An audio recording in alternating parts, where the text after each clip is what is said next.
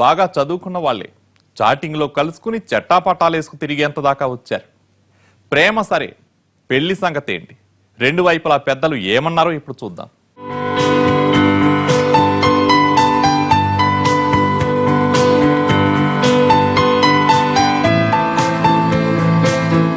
ఓ రోజు పార్కులో చందు నువ్విక్కడా నేనక్కడా అలా ఎన్నాళ్ళని చెప్పు అని ప్రియ అడగ్గా,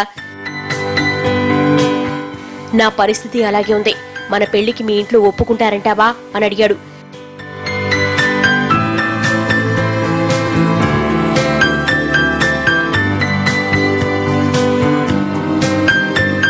ప్రియ ఆలోచనలో పడింది. ఎందుకంటే ప్రేమ పెళ్లిళ్లంటే ఆమె ఇంట్లో వాళ్లకు నచ్చవు. మా ఇంట్లో అయితే ఒప్పుకోరు, కానీ ఎలాగోలా ఒప్పించేందుకు ట్రై చేస్తా. అప్పటికీ కాదన్నా నిన్ను పెళ్లి చేసుకుని తీరతాను, నన్ను నమ్ము అని మాటిచ్చాడు. ప్రియలో ఒకంత ఆనందం.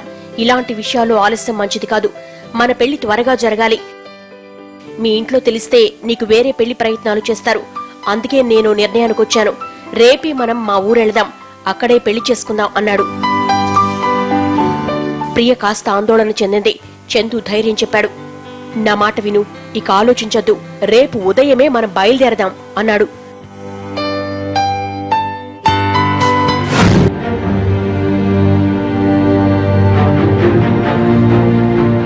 ప్రియకు ఏం చెయ్యాలో తోచలేదు.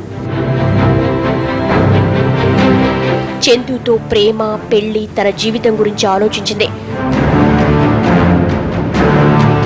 వెంటనే ఉద్యోగం కోసం ఇంటర్నెట్లో వెతికింది.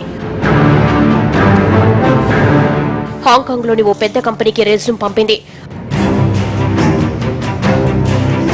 ఐడి జిరాక్స్ కాపీలను పోస్టులో పంపింది.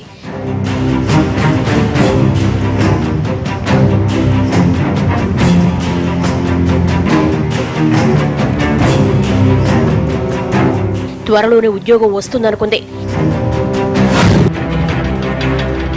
తండ్రితో, డాడీ హాంకాంగ్ లో మంచి జాబ్ వచ్చేలా ఉంది, ఇంజనీరింగ్ ఫైనల్ ఇయర్ ఎగ్జామ్స్ అవగానే నేను హాంకాంగ్ వెళ్లొచ్చు, ఇక నా లైఫ్ గురించి, ఫ్యూచర్ గురించి మీరేం టెన్షన్ పడద్దు అంది. నువ్వు ఫ్యూచర్ లో చాలా గొప్ప స్థాయికి చేరుకుంటావని నమ్మకం నాకుంది అని కూతుర్ని అభినందించాడు. ఏమేవ్ చూసావా, నా కూతురు త్వరలో హాంకాంగ్ వెళుతుందట అని భార్యతో అన్నాడు గర్వంగా.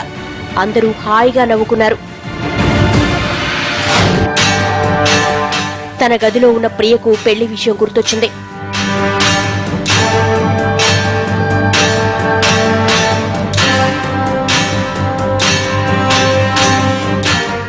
మమ్మీ డాడీలను ఎలా ఒప్పించాలో ఏమో భయమేస్తోంది.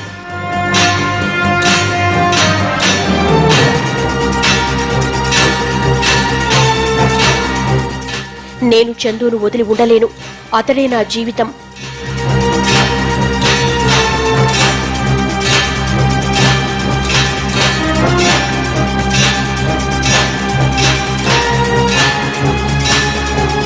తన కోసం వెళ్లాల్సిందే.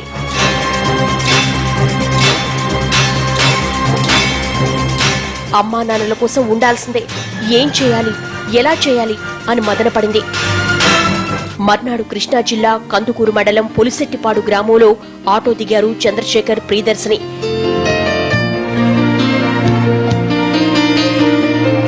తిన్నగా ఇంటికెళ్లారు.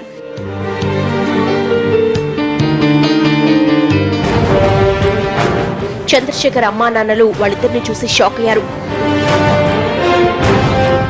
చందు భయపడుతూనే ప్రేమ సంగతి బయటపెట్టి పెళ్లి చేసుకోవాలనుకుంటున్నామని చెప్పాడు. మీరొప్పుకున్నా ఒప్పుకోకపోయినా ప్రియనే పెళ్లి చేసుకుంటాను, తనే నా భార్య అంటూ తెగేసి చెప్పాడు చంద్రశేఖర్.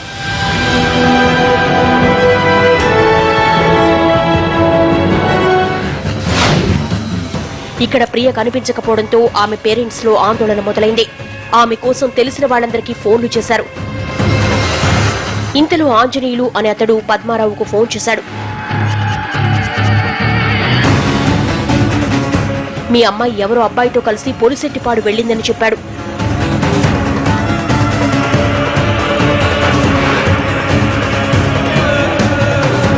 పద్మారావు దంపతుల గుండె బద్దలైంది.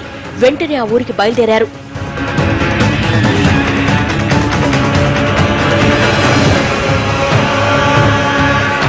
ప్రియదర్శినికి ఏ లోటు రాకుండా పెంచారు, ఎంతో ప్రేమగా చూసుకున్నారు. అలాంటి తల్లిదండ్రులకు కనీసం ఒక్క మాట కూడా చెప్పకుండా వెళ్ళిపోయిందామె. 25 ఏళ్ల ప్రేమ కంటే 10 నెలల ప్రేమ ఎక్కువైందామెకు. మరి పేరెంట్స్ ఏం చేస్తారు? ఆ ఊళ్ళో ఏం జరిగింది? కంగారుగా చంద్రశేఖర్ ఇంటికి వెళ్లారు ప్రియదర్శిని తల్లిదండ్రులు. ఇక చెప్పేదే ఉంది, గొడవ మొదలైంది. చందు వెంటనే పోలీసులకు సమాచారమిచ్చాడు.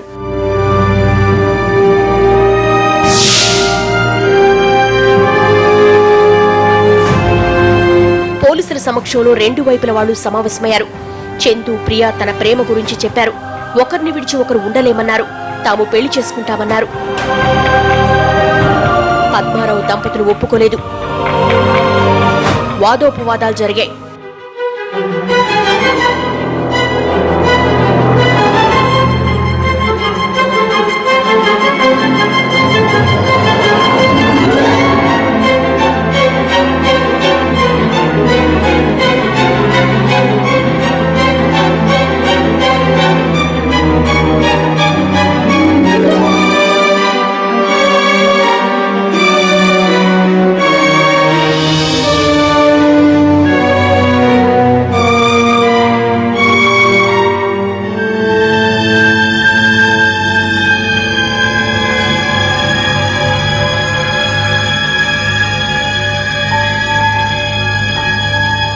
చివరకు ప్రియ తల్లిదండ్రులు రాజీకొచ్చి పెళ్లికి ఒప్పుకున్నారు.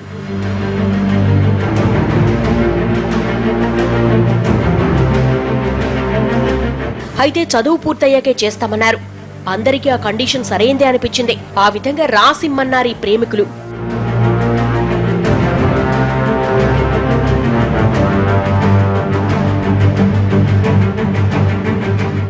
పద్మారావు చేసేది లేక అగ్రిమెంట్ రాశాడు.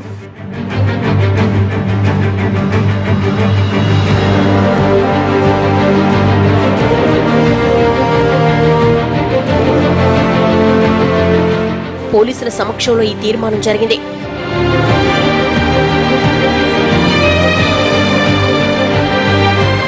తర్వాత ప్రియను తీసుకెళ్లిపోయారు. అక్కడి నుంచి బాధగా బయలుదేరింది ప్రియ. ఆమె చూస్తూ ఉండిపోయాడు చందు. ప్రియదర్శిని ఇదివరకట్లా తలెత్తి తల్లిదండ్రులను చూసే పరిస్థితి లేదు. వాళ్ళు కూడా ఆమెతో అంతగా ప్రేమగా లేరు.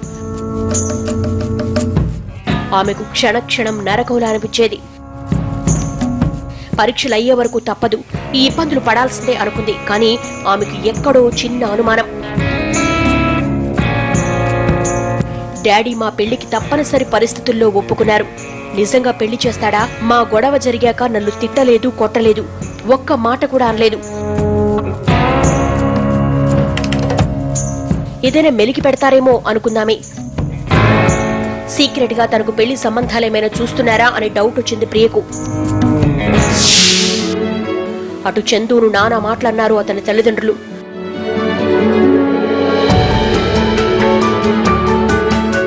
నువ్వు ఆ పిల్లని చేసుకుంటే మాతో తెగదెంపులు చేసుకోవాల్సిందే, ఇక మేము నీకు లేనట్టే అని అన్నారు.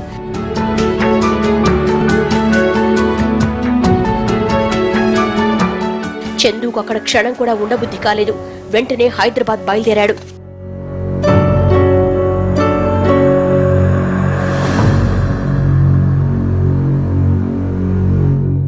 ప్రేమలో పడక ముందు వరకు 2 కుటుంబాలు ఎంతో హాయిగా ఉండేవి. ఇప్పుడో 2 వైపులా ఎన్నో సమస్యలు. ఈ లవ్ స్టోరీకి ఎలాంటి ఎండ్ కార్డ్ పడిందో షార్ట్ బ్రేక్ తర్వాత చూద్దాం.